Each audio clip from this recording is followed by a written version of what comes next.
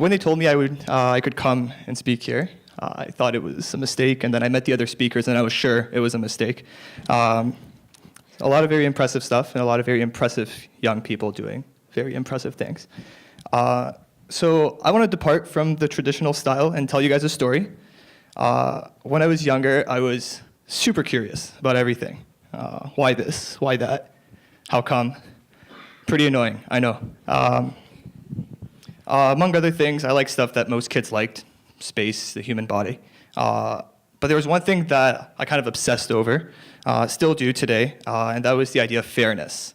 I worked as a camp counselor for 3 years. Let me tell you, nobody will tell you something isn't fair like a 4-year-old child. You better be sure that Jimmy isn't getting more ice cream than Billy. So anyway, fairness is kind of something I obsessed about for a long time. And I think towards, I was around 17, I would say, almost 4 years ago now, I asked myself a question, pretty heavy for a 17-year-old, still pretty heavy today, is what do I want the purpose of my life to be? What do I want to do? What do I think my legacy should be? I don't know. I didn't know then, still don't know now. But development really spoke to me. So I have a question for you guys. Does anyone know actually what this photo behind me is? I made it tough on purpose. So that's actually the United Nations headquarters in New York. When I was 17, I thought, yeah, development, sure, that sounds pretty interesting. The UN, absolutely. So I tried my hand at it for a little bit throughout university. I did a lot of things. One of the things that I did was I participated in a project called Econ Cafe. I study economics. So one of the things that we would do is we would head down to the Learning Exchange in the downtown east side of Vancouver, and we basically just talk econ with the residents from around there. For those who don't know, give a little bit of context around this. The downtown east side is not the most wealthy postal code in Canada. That being said, a lot of super interesting opinions. We talked about a lot of really cool stuff. That was one of the things I did. The UN was still super out of reach. I thought, yeah, the UN for sure. That's where I'll end up in like 20, 30 years when I have gray hair and all that stuff. With a lot of luck, I managed to find an avenue into the Global Compact Canada, which is, so the UN has a lot of different organizations. So the Global Compact is essentially the organization within the United Nations that first in 2000 pushed the Millennium Development Goals. There were 8 of those. And those expired in 2015. And now we have a new set of 17, the Sustainable Development Goals. And a lot of my work is around private sector engagement. So I got in, learned a lot of stuff, and kind of everything I thought I knew about development kind of flew out the window. It was pretty overwhelming, shocking in some ways, but I did learn a lot of really cool stuff.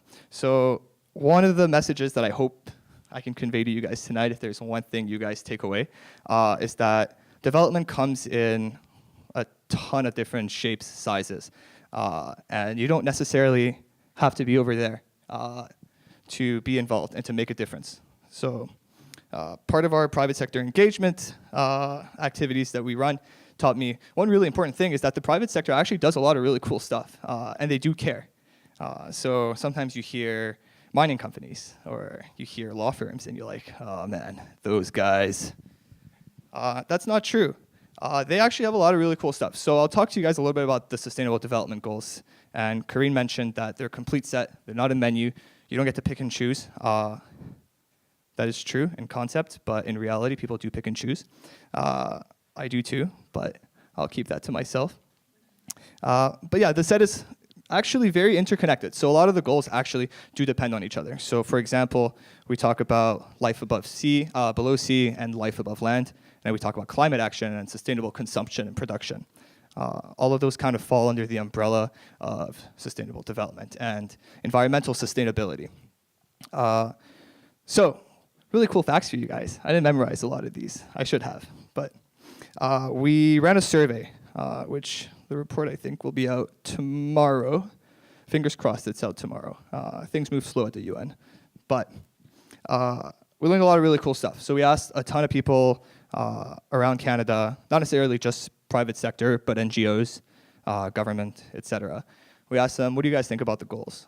We did a survey in 2016, 1 year after the goals were introduced, and now we're following up, sort of.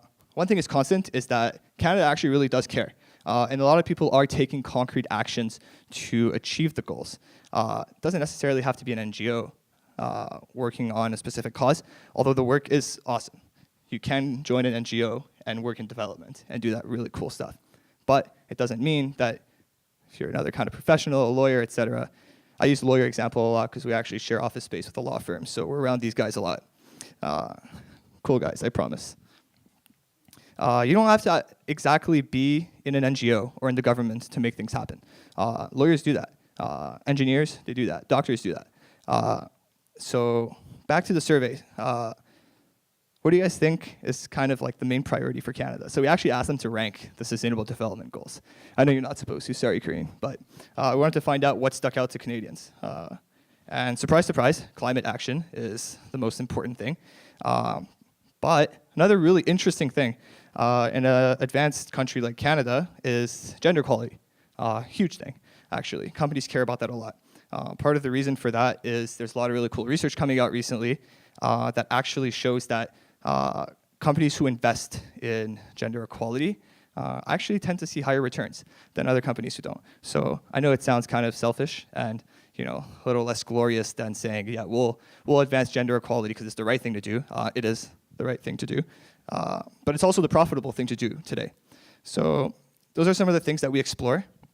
Back to the message that I will drill home for 1/3 time is you don't actually have to join the UN, which is one thing that I found out.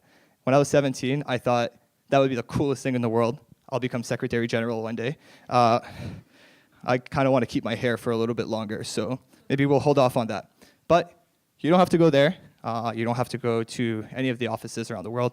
What you're doing today, as long as you're good at it, and you try hard, and you care, and you do it for a reason, that is a small step towards achieving the 17 SDGs.